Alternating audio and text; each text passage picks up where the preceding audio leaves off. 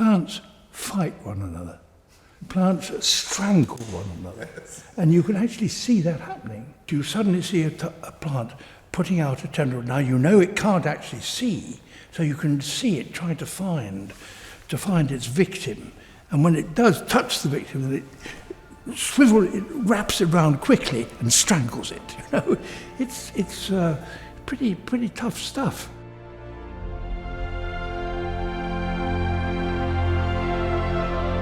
The world depends on plants.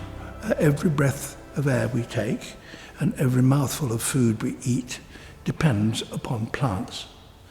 This is about a parallel world which exists alongside us and which is the basis of our own lives and for which we have paid scant attention over the years.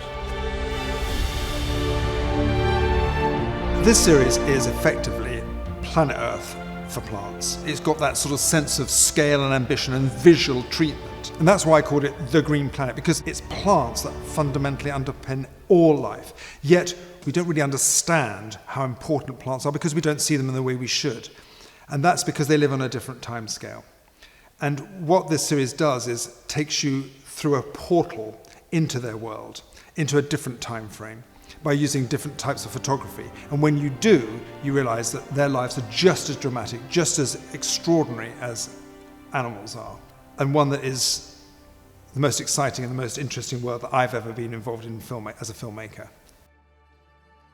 The thing that really is new is that whereas in the private life of plants, you were stuck with all this very heavy primitive equipment to do it in one place, we now have so grasped the textual problems, we can take it anywhere.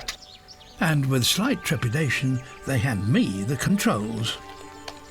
So that makes it go away, and this makes it come back, and this sends it up. Ooh. I think I better hand it over to the experts. And suddenly, it's growing with its neighbours, fighting its neighbours, or moving with its neighbours, or dying. But just that they do them slowly, we've never seen that before.